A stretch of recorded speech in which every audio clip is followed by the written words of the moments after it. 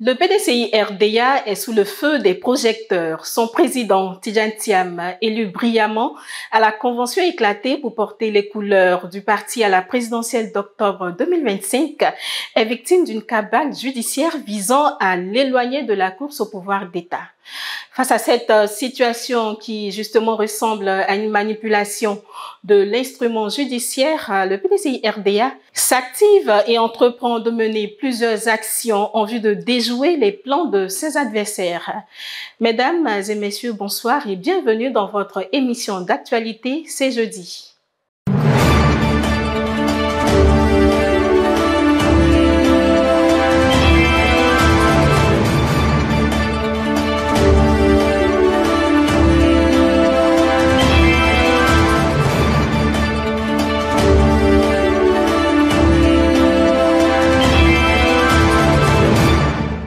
Si vous venez de nous prendre en marche, sachez que vous suivez le 10e numéro de C'est jeudi. Comme il est de coutume à cette émission, nous sommes avec le secrétaire exécutif en chef adjoint chargé de la communication et porte-parole du PDCI RDA, l'honorable Bredoumi Soumaïla. Honorable, bonsoir. Bonsoir madame et bienvenue à l'émission. Merci. Avec lui, nous aborderons les sujets qui ont marqué l'actualité au PDCI RDA toute cette semaine.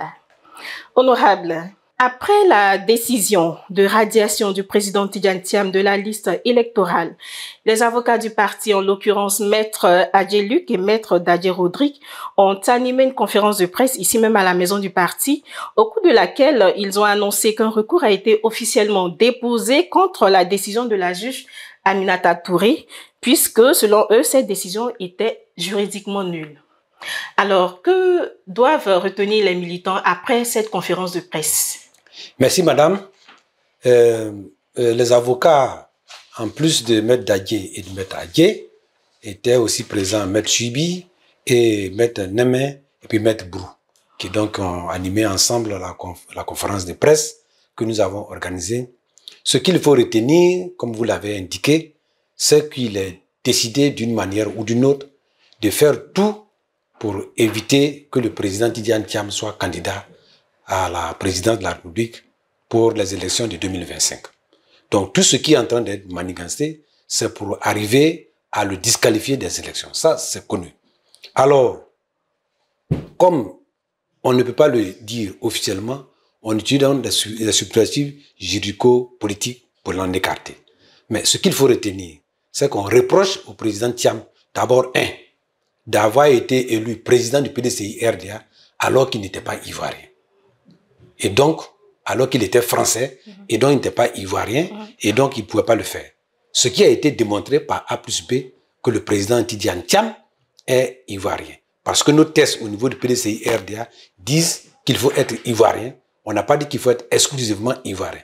Donc au moment où il postulait pour être président du PDCI RDA, il était binational. Et ça, c'est connu de tout le monde. J'ai entendu certains porte-parole dire que c'est lui-même qui est venu déclarer qu'il était binational. Bon, vraiment, je ne sais pas comment qualifier cela, mais le président Tidjane Thiam, tout le monde le connaît depuis sa carrière internationale comme le franco-ivoirien. Il est venu en Côte d'Ivoire, il n'a jamais caché sa nationalité française et sa nationalité ivoirienne. Donc, ce n'est pas des choses que nous allons prononcer ici parce que ça ne mérite même pas d'y répondre. La deuxième, donc, à cela, il y a une plainte qui est déposée contre lui pour dire qu'il n'est pas ivoirien, il ne peut pas présider au parti. La deuxième plainte, c'est de le soustraire de la liste électorale du fait de sa nationalité. La CEI, qui est l'organe de décision à ce niveau, a examiné et a dit qu'elle n'est pas compétente parce que, pour elle, tous les éléments qu'il faut fournir pour être inscrit sur la liste électorale, le président Tidjane les a fournis. Je tiens aussi à préciser que le porte-parole adjoint du RHDP allait sur des chaînes internationales pour dire que le président Tidjane Thiam ne s'est inscrit sur la liste électorale qu'en 2024. Ce qui n'est pas vrai. C'est vraiment un déni de vérité. Le président Tidjane Thiam est inscrit sur la liste électorale depuis 2022. Vraiment, il a toutes ses preuves. Donc, vous voyez que déjà, au niveau de la communication, il y a une volonté de détourner la vérité.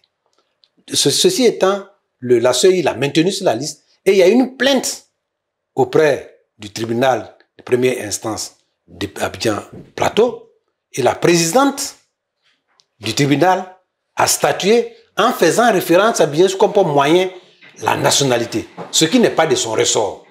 Pour statuer sur le fait de la nationalité selon nos avocats, c'est le procureur de la République qui le fait. Donc, la présidente a outrepassé ses compétences. Ça fait donc l'objet d'un premier recours. Le deuxième recours, c'est que la juge, en prononçant sa décision, n'a pas fait état de communication comment on appelle, n'a pas communiqué au truc public. En ne faisant pas de communication sur la décision, selon les règles, cela rend nulle la décision. Donc, il y a un deuxième recours.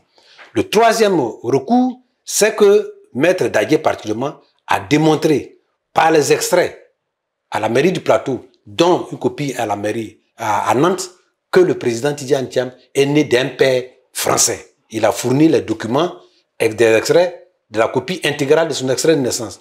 Madame la juge, présidente de la juge, a estimé que ces documents étaient illisibles. Donc, voyez-vous, et ce sont donc des éléments de recours que nous attendons. Alors, que fait-on maintenant? Nous attendons donc d'une manière ou que ce recours qui ont été déposés soit fait. Donc, les Ivoiriens sont éclairés que sur tous les points qui ont été posés comme étant des anomalies, il y a des éléments qui contradisent cela et disent que le président Thiam est bel et bien ivoirien. Il s'est défait de sa nationalité française qu'il bénéficiait et c'est dessaisissant de cette nationalité, il est exclusivement ivoirien comme la loi électorale nous demande pour être président de la République. Justement, honorable, un peu plus tôt dans la journée du lundi 28 avril, le directeur des affaires civiles et pénales au ministère de la Justice affirmait aussi devant la presse que M. Tidjane Thiam est indiscutablement ivoirien. Que pensez-vous de ces explications du DACP? Moi, je ne sais pas de quoi il parle, parce que quand on a dit que le président Thiam n'est pas ivoirien, qu'il était français, et puis après on m'a dit qu'il est ivoirien. Pourquoi il est ivoirien? Avant la décision du juge, le président Tidjane Thiam a demandé un certificat de nationalité. Pourquoi avant la décision, on peut lui tenir déjà d'avoir ce certificat de nationalité?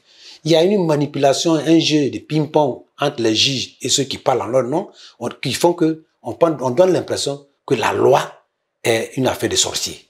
Donc, alors que la loi est très simple, on ne peut pas demander à quelqu'un, vous avez des papiers de certificat de nationalité, on ne vous a pas encore jugé. Vous demandez un certificat de nationalité, on dit vous n'avez pas droit parce qu'il y a une plainte contre vous. Mais on ne fait pas cas de la présomption d'innocence. En attendant que vous démontrez qu'il n'est pas ivoirien, vous devez lui donner son certificat de nationalité. Et quand vous aurez démontré qu'il n'est pas ivoirien, vous allez annuler le certificat de nationalité de bonne foi. Donc, voyez-vous, cette déclaration qu'il a faite. Et puis, moi, je ne suis pas juriste, mais les juges qui ont pris les décisions sont là. Pourquoi ne viennent-ils pas s'expliquer? Et c'est le ministère, un directeur du ministère qui vient expliquer. Bon, tout cela montre qu'il y a une connivence entre l'administration et les juges, ce qui n'est pas normal. Il n'a pas compétence de le faire. Moi, je ne sais pas s'il a compétence ou non, mais moi, je trouve ça illogique. Voilà, en tant que scientifique. D'accord. Et honorable, suite à la conférence de presse des avocats du parti, vous aviez fait une déclaration dans laquelle vous appelez les militants à une mobilisation le 2 mai prochain. Si rien n'est fait jusque-là pour établir le président Tidjane Thiam dans ses droits, alors à quoi doit-on s'attendre concrètement le 2 mai? Non, le 2 mai, c'est une date. J'ai dit à partir du 2 mai, il y aura des actions qui vont être programmées et ces actions vont être communiquées aux hauts représentants des districts. Et ces hauts représentants des districts auront une programmation qui va se faire en bonne et due forme. Je rappelle que le PDCI-RDA n'est pas un parti de violence, un parti de rebelles. Pour PDCI-RDA, on n'a jamais payé les armes pour tuer les gens. On ne fait que se battre politiquement, démocratiquement pour le faire. Donc, à partir du 2 mai, les programmes qui vont être mis en place seront des programmes qui vont être confiés aux représentants des districts. Il y en a 14. Y compris le 15e district, qui vont être établis et qui vont leur communiquer. On ne va pas dire tel jour, il y a tel district, tel jour, il y a tel district. Parce que ce sera les rêves de la stratégie du PDCI-RDA. Mais je dis à partir de ce moment-là, un programme leur sera donné et ils vont respecter les règles pour faire des manifestations.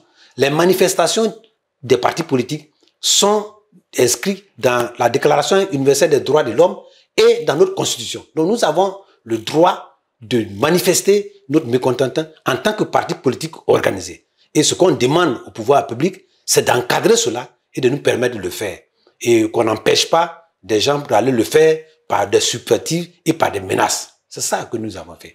Maintenant, il faut s'attendre à cela et les réunions continuent. Les réunions ont commencé pour mobiliser la masse. Et notre devoir, c'est de dire qu'il faut mobiliser nos militants pour qu'ils soient prêts à répondre à des manifestations en jugeant de leurs droits constitutionnels, des manifestations démocratiques. Nous voulons gagner le pouvoir de manière démocratique. Et donc, nous allons l'utiliser, la voie démocratique, pour revendiquer, que cette cabale judiciaire s'arrête et que le président Tidjane Thiam soit maintenu sur la liste électorale. 2, que la CEI soit revue. 3, que la liste électorale soit refaite cette année, en 2025, la révision de la liste électorale, conformément aux tests. On ne va pas dire qu'il faut attendre après les présidentielles pour le faire. D'ailleurs, quand on regarde le calendrier, même après les présidentielles, on ne peut pas le faire. On l'a fait en 2015, on l'a fait en 2020, c'est fait jurisprudence, c'est un précédent important. Donc pour nous, il faut le faire. Maintenant, madame, je ne sais pas, voyez-vous, face à la déclaration que nous avons faite, il y a eu un certain nombre d'événements qui se sont passés au PDCI-RDA, qui ont abouti à ma convocation. Nous allons y revenir tout à l'heure, mais bien avant, avec tout ce que vous venez de dire, honorable, les militants sont impatients et ils attendent le retour triomphal du président Tidjane Thiam, de leur président. À quand son retour exactement? Non, madame, le problème des militants aujourd'hui, moi je suis quand même dans le milieu, c'est est-ce que le président Tidjane Thiam aura la possibilité d'être sur la liste électorale des candidats ou non. Son retour sera effectivement triomphal à un moment ou à un autre. Donc les militants, c'est leur première préoccupation. Et c'est ce que nous sommes en train de nous battre pour le faire. Le président est à l'extérieur pour se battre, pour jouer les problèmes, les activités que nous ne pouvons pas le battre. Et nous aussi, on est à l'intérieur pour nous battre. Donc c'est ça qui est le vrai souci des militants. Les militants nous disent, mais on fait quoi? On fait quoi? C'est pourquoi nous avons demandé que nos avocats viennent eux-mêmes face à la presse, face aux militants, pour expliquer les recours qui nous existent. Nous allons d'abord utiliser cette voie. Si ces voies ne sont pas obtenues, nous allons utiliser les voies que nous confère la Constitution et les traités internationaux, notamment la Déclaration universelle des droits de l'homme, de manifester. Et nous allons manifester pour faire pression. Dans la vie, il faut utiliser tous les moyens qui sont à nos dispositions. Et nous pensons, et là je rassure les militants, que le président Tidjane Thiam, d'une manière ou d'une autre, sera maintenu sur la liste électorale. Et donc, le programme que nous allons mettre en place prévoit un aspect où le président Tidjane Thiam va présider la clôture de toutes ces activités. Et donc, il sera là de manière triomphale. Donc, on retient que très bientôt, le président sera parmi nous. Alors, honorable, parlons à présent de cette convocation que vous aviez reçue dans l'après-midi du mardi 29 avril. Un peu plus tard, ce même jour, on constate via les réseaux que la convocation avait été annulée. Qu'est-ce qui s'est réellement passé, honorable? Merci, madame, de revenir sur cette question. J'avais voulu en parler. Voyez-vous, je suis le porte-parole du PDCI-RDA. Et le PDCI-RDA, avant tout grand événement, doit communiquer aux militants. Comme vous le savez, les militants se disaient, on fait quoi? Il y avait une corde de silence. Le comité restreint s'est réuni et a décidé d'élaborer un programme de mobilisation et d'animation du parti. Animation au niveau de notre siège, animation au niveau des délégations et des mobilisations qui vont ponctuer ces animations. Donc, il a été, comme d'habitude, il a été chargé de lire le communiqué du PDCI-RDA qui annonce qu'en plus des actions de justice qui sont en cours et des différents recours, il va avoir donc que les militants se préparent et se mobilisent pour des actions dont les programmes vont leur communiquer à partir du demain. Après cela, j'ai eu toute la nuit des informations, des menaces d'arrestation. Comme depuis 6 mois, tous les jours, ce sont des menaces, de cagoulés, bon, nous prenons que ça fait partie de la routine, en prenant les dispositions. Et le matin, je sors et je reçois des menaces qui ont été proférées, qui ont été communiquées à mon épouse par des personnes extérieures à notre domicile. Elle m'a saisi et donc moi j'ai saisi la direction du parti. Et vers 11 h, je reçois une communication de la préfecture de police pour dire que je devais m'y rendre pour interrogation. Je leur ai demandé, mais je suis un porte-parole, j'ai fait une déclaration. Si vous trouvez qu'il y a des éléments qui ne sont pas des éléments tels qu'ils devaient être, vous vous adressez au PDCI-RDA. Pendant que j'étais à la direction, je reçois la convocation. Moi, en ma qualité de député, il y a une procédure pour me faire partie dans un commissariat. On ne peut pas me convoquer dans un commissariat. Mais comme j'ai eu la convocation, avec les avocats, je leur ai dit, moi, je ne fuis pas les convocations. Même si la voie n'a pas été bonne, je me présenterai le 30 à la préfecture de police pour répondre à ce que, puisque je ne me reproche rien. C'est dans cet imbroglio de dois-je partir parce que non, en tout cas, moi, j'avais décidé de partir. Maître Agué, avec lequel j'ai discuté, je lui ai dit, quelle que soit la situation, à 11 h comme précisé, je serai le 30 à la préfecture de police.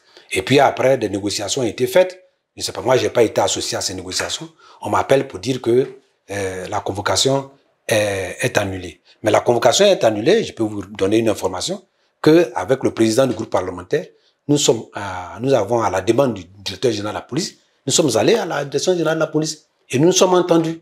Et chacun doit jouer son rôle. Nous, politiciens, nous jouons notre rôle et leur rôle, c'est de nous encadrer. Nous devons communiquer selon les règles établies, tous nos mouvements à la police ou à la gendarmerie ou à la gendarmerie pour qu'ils puissent nous encadrer. Ils nous ont rassurés qu'ils nous encadreront selon les règles pour que nous puissions manifester selon nos droits constitutionnels. Est-ce que vous pensez que cette convocation est un moyen de pression à l'encontre du PDCI-RDA pour le freiner dans son élan? Le PDCI-RDA est arrivé à un stade où rien ne peut le freiner. Ce n'est pas une question de bredouille. Moi, je peux être mis à l'écart. Mais l'engouement qu'il y a là, il y aura beaucoup d'autres bredouilles. Donc, ce n'est pas une affaire de bredouilles. Mais je peux vous assurer que depuis un an, pratiquement, et même particulièrement intensivement il y a 6 mois, je suis l'objet de menaces et de pressions. Tous les jours d'informations assez lugubres pour avoir pour objectif de me calmer parce que, dit-on, je ne sais pas si c'est vrai, que si on réussit à me calmer, ben le PDCI-RDA sera privé d'une voix importante. Mais je pense qu'il se trompe parce qu'il y a des voix, avant que je n'arrive, personne ne savait que j'étais en stand-by. Mais il y a des gens qui sont en stand-by, qui sont peut-être plus coriaces que moi-même. Bon, donc je pense qu'ils ont même intérêt à ce que je sois là parce que moi j'ai un expert, au moins que je comprends un peu les choses et que pour ce que j'ai bénéficié de le pays, et les choses peuvent aller bien. Mais madame, je vais vous dire une chose. Souvent, il faut que les Ivoiriens comprennent. Ceux qui pensent qu'ils sont plus proches du pouvoir, nous, on a rendu beaucoup plus de services au pouvoir. Moi, j'étais dans l'administration centrale. Mais j'ai travaillé pour ce parti-là. Le président Bédié nous a demandé de soutenir le RDR en 2010, au deuxième tour. Nous avons fait campagne. En 2015, nous avons fait campagne. Certains qui sont là, qui parlent aujourd'hui, on ne les voyait pas. En 2020, le président Bédié s'est retiré, nous, on s'est retiré. Donc, qu'on laisse le PDCI-RDA se battre de manière démocratique pour prendre le pouvoir. Et aujourd'hui, je fais appel donc à tous les jeunes, toutes les femmes, à tous les Ivoiriens qui veulent un changement, de ne pas décourager parce que le président Thiam est déterminé. Et le PDCI-RDA est déterminé. C'est une équipe, ce n'est pas un individu. Il est déterminé à affronter démocratiquement tout pouvoir, tout individu, tout candidat pour gagner les élections. Et nos cas se joignent à nous pour que tous ensemble, nous gagnions le pouvoir. Merci honorable. Nous sommes déjà à la fin de notre entretien. Votre mot de fin? Mon mot de fin, d'abord, c'est les remerciements et les salutations du président Tidjane Thiam à tous les militants, à tous les Ivoiriens. Il va rentrer parce qu'il est en France. Ce n'est pas pour la villégiature, il est là-bas pour travailler. Et nous n'allons pas céder aux pressions ni aux méthodes juridiques. Et donc, moi, je pense qu'on n'a qu'à être serein, on n'a qu'à travailler. Ce ne sera pas facile. Comme je l'ai dit, c'est comme une course à la haie. Chaque fois que nous allons sauter un obstacle, un autre obstacle va se présenter. Mais si nous sommes sereins, nous sommes professionnels, nous allons sauter et on sautera le dernier obstacle. Donc, je demande aux militants de suivre les mots d'ordre du parti qui vont être donnés. Il y a des réunions avec toutes les instances, le personnel politique, que les gens y participent, qu'ils attendent le programme que va leur communiquer. Et les programmes, les réalisations de ces programmes, la réalisation se fera selon les normes et selon les règles de sécurité qui existent. Et nous demandons donc à nos forces de défense et de sécurité qui se mettent à équidistance de tous les partis politiques, y compris le parti au pouvoir, pour nous encadrer, pour assurer nos sécurités, pour que nous manifestions et que nous réclamons le droit, le vrai droit. La cabale contre le président Tidjane Thiam ne passera pas parce que Dieu est dedans. Comment on peut dire qu'en 1987, pendant que Houphouët-Boigny même vivait, il peut enlever la nationalité de son petit-fils à Thiam pour qu'en 1987, il ait perdu la nationalité ivoirienne. C'est parce que le président Houphouët-Boigny savait que c'était un droit acquis. Son père étant français, c'était lui qui l'a fait. et jamais la nationalité ivoirienne du président Thiam n'a été mise en cause. Donc, je vous remercie, madame, pour cette interview que vous avez faite ce jour. Je vous félicite pour votre brillante prestation pour le premier événement. C'est nous qui vous félicitons pour cette brillante aussi intervention. Alors, restons sereins et continuons de travailler, comme l'a si bien dit l'honorable. C'est sur cette note d'espoir que nous vous disons au revoir. On se retrouve le jeudi prochain pour un autre numéro. Vivons l'actualité sur PDCI TV tous les jeudis avec l'honorable Brindoumi Soumaïla.